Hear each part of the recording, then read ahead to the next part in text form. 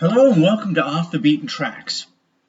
So yesterday I needed to call a rock star about coming on this channel and doing an interview.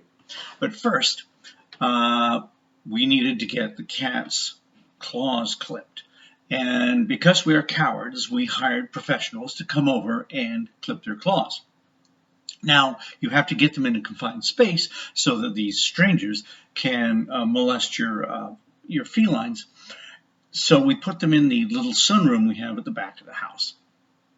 And then the women come over and they grabbed one of our cats and put a towel over its head like it was being waterboarded by the Bush administration. And my wife calls down to me. I'm in the basement. I go upstairs, and she says, "I'm not sure about this."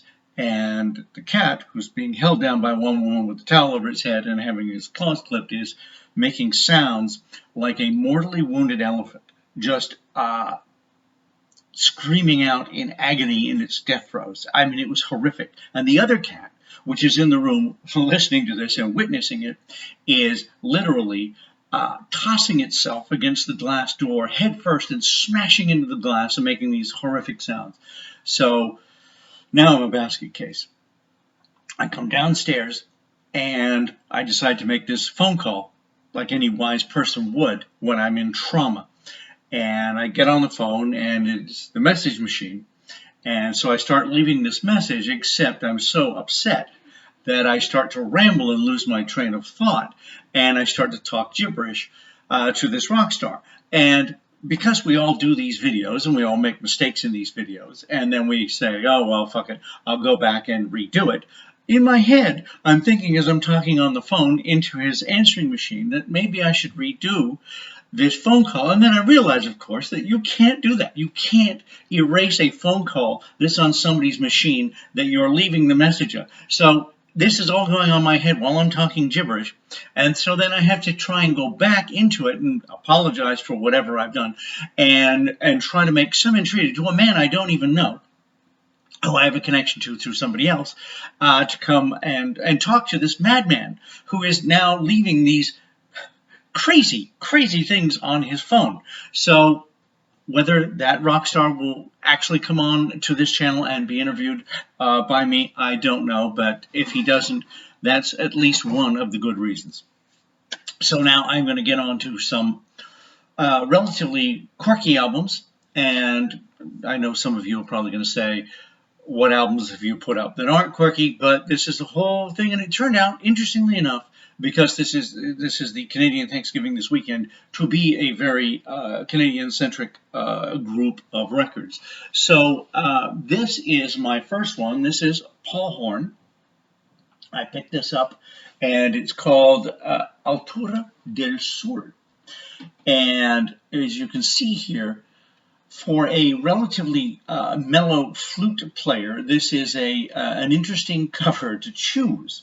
It looks like the devil has come to lick the flowers that you bought for your mom.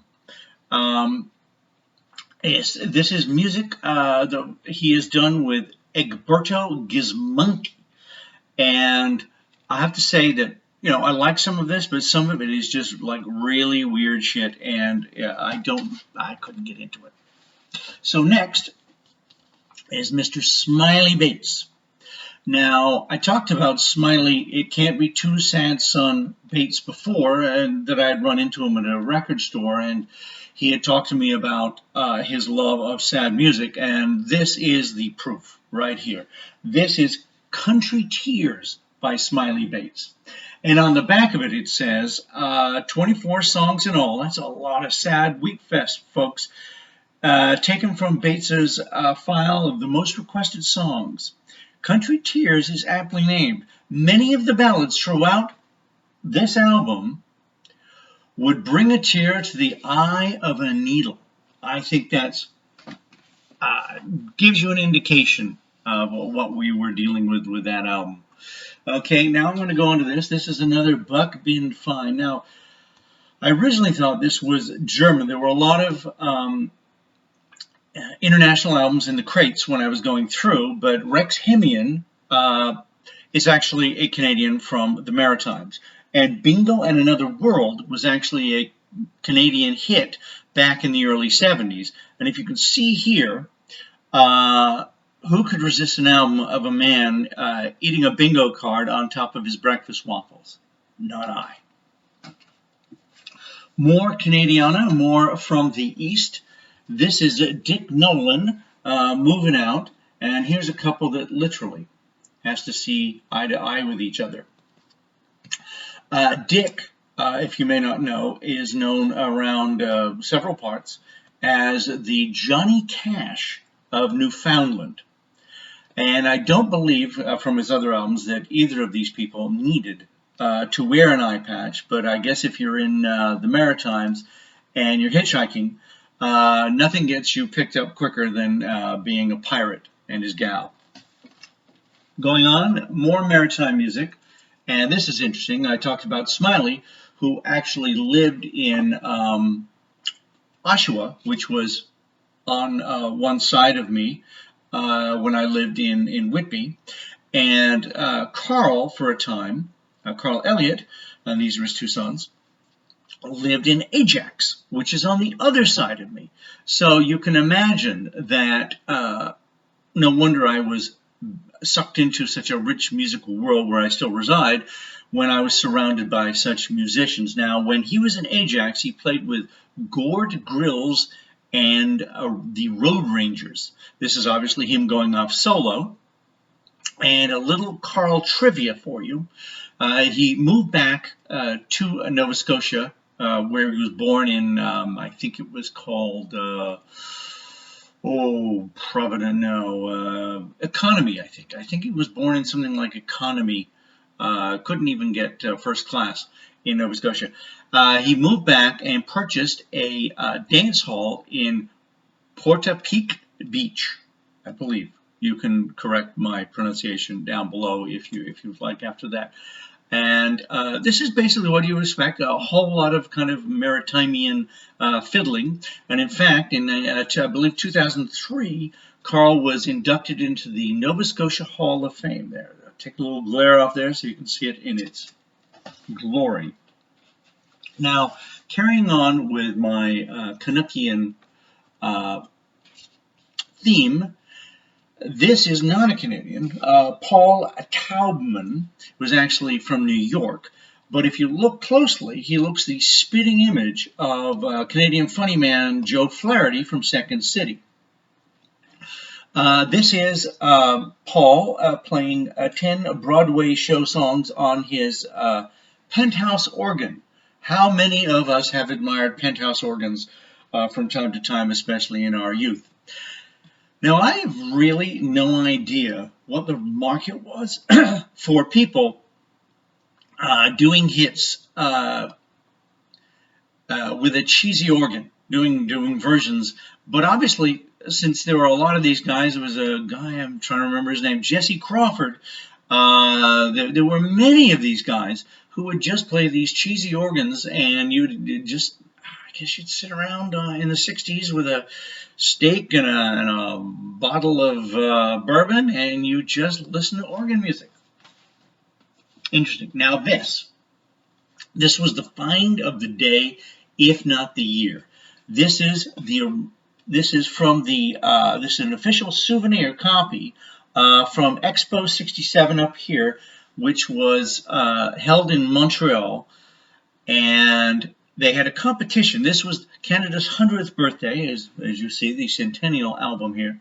And they held a competition for the new Canadian theme song that I think would carry us for the next 100 years.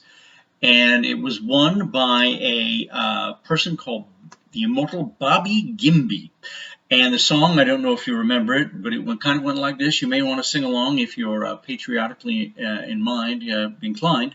Is Canada, one little, two little, three Canadians, we love you. I won't go on any further than that. I'll spare you. But that was the song that won this competition. I would imagine they had thousands and thousands of entries. But Canada, one little, two little, three Canadians was the thing that carried the day. Now, this is a collection of absolutely horrible songs sung by children who can barely stay on pitch. And what a better way to say happy 100th than this album. I can't tell you how happy I am to own it now. And I'm going to end a little postscript here to Eric Weinbender's great competition set up to fight cancer, and it's all about Pink. And this, to me, is so Pink you could lick it. This is Mainline. This was an album that was quite big. It has a minor hit song on it, Get Down 2, which was on the radio back in, I think this is from like about 1971. Mainline put out a number of albums back in that day. They were kind of blues, but eccentric as well. This is a wonderful, wonderful album. This is my third copy, and in the best shape of all three. I put this on the other day, brought back a number of wonderful memories, and it's Pink. So there you go. I just want to wish everyone a happy, safe Thanksgiving, Canadian Thanksgiving, which is in October, not November like the last 36 I've celebrated. So that's it. That's Quirky. That's me. I'm out of here. Please subscribe.